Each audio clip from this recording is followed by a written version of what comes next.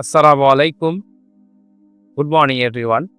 Today we are going to explore Macbeth by William Shakespeare.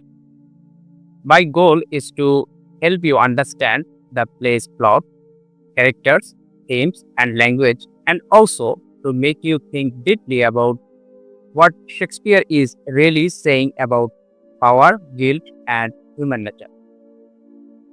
Macbeth is a powerful tragedy. It's full of dark emotions, strange events, and deep questions. Even though it was written over 400 years ago, it still feels very relevant today.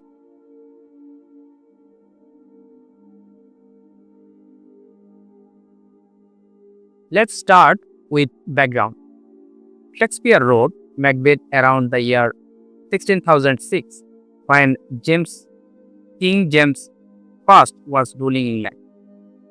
James was very interested in witches, kingship, and the idea kings were chosen by God, which we call the divine right of kings. Shakespeare likely wanted to please King, King James.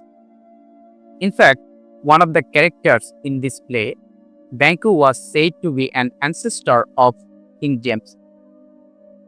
In the play, Banquo is shown as wise and loyal.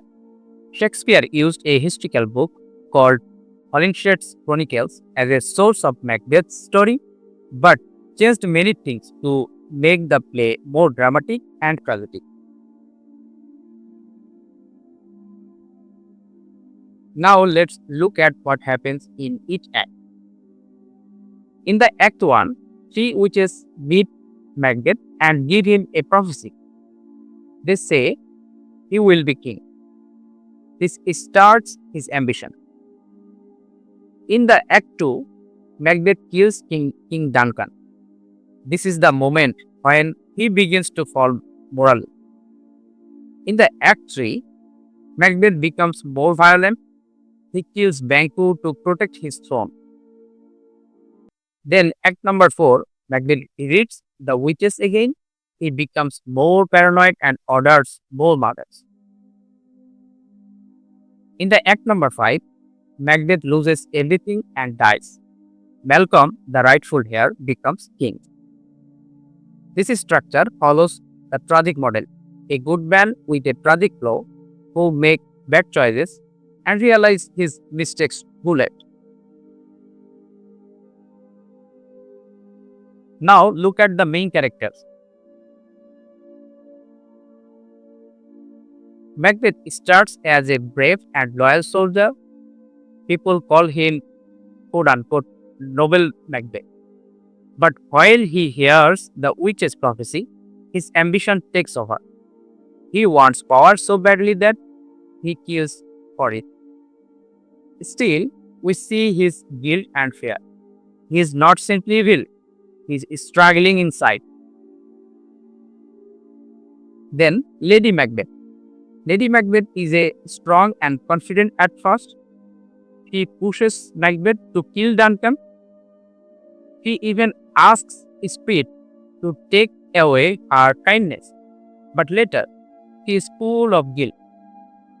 She sleepwalks and tries to wash imaginary blood from her hands.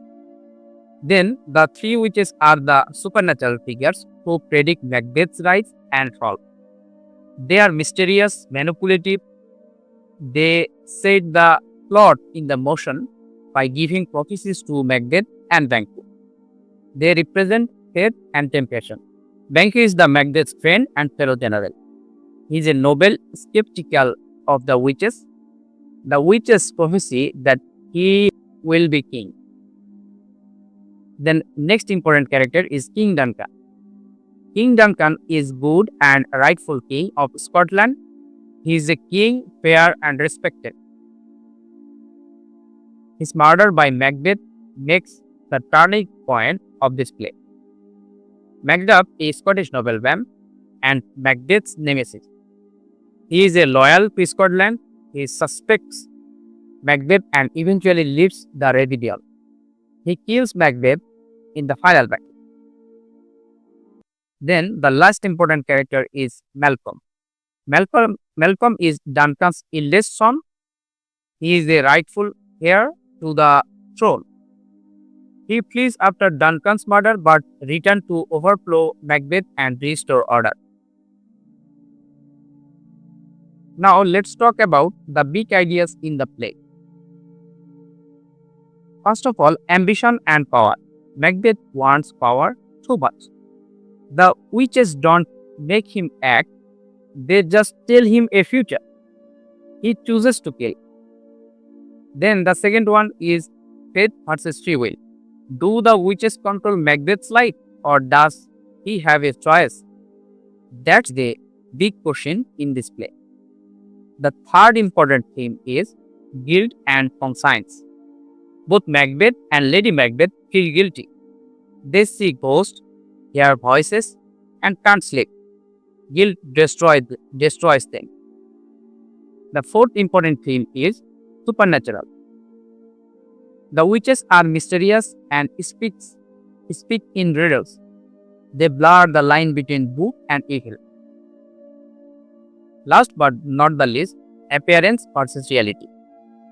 People pretend to be something they are not.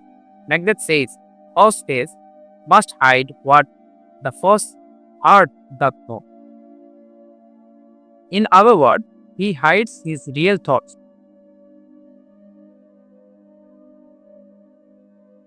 Shakespeare uses powerful symbols and imagery in Macbeth. Blood represents guilt and murder. Darkness represents evil and scary. Sleep represents sleep and innocence. He also uses soliloquies. These are the speeches characters say when they are alone, speaking their thoughts. Macbeth's question, "Is this dagger which I see before me?" shows his fear and inner conflict before killing Duncan. Let's see some famous lines from the play. "Fair is foul and foul is fair," said by witches. It means what looks good can be bad and what looks bad might be good. The second one is "out damn spot," said by Lady Macbeth. That means she feels guilty and sees blood that isn't really there. The third one is "tomorrow and tomorrow and tomorrow" by Macbeth. It means he feels life is meaningless and full of pain. These lines are full of emotion, have deeper meanings.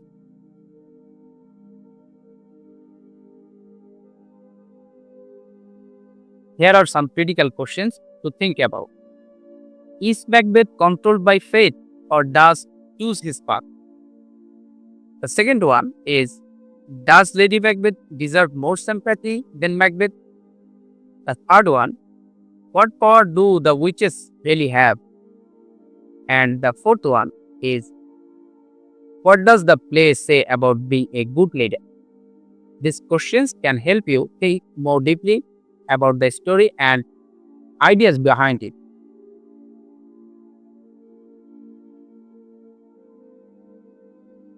When you study Macbeth, here are some ways to make it easier. First of all, scene by scene summaries. It helps you follow the story and see how characters change. The second one is close reading. Focus on important speeches. Look at the tone, imagery, and meaning. The third one is modern comparison. Think about today's leaders or public figures who lost power because of ambition or bad choices. And the last one, group performances. Reading the play out loud helps you understand the emotion and rhythm of Shakespeare's language.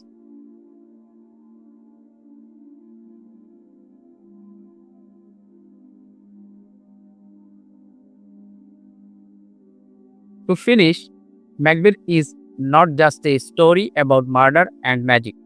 It's a deep look into the human mind, our desires, fears, and regrets. It shows how ambition can destroy us and how guilt eats away at our soul. While we study Macbeth, we learn not just about Shakespeare time, but also ourselves. Thank you for listening. Assalamu alaikum.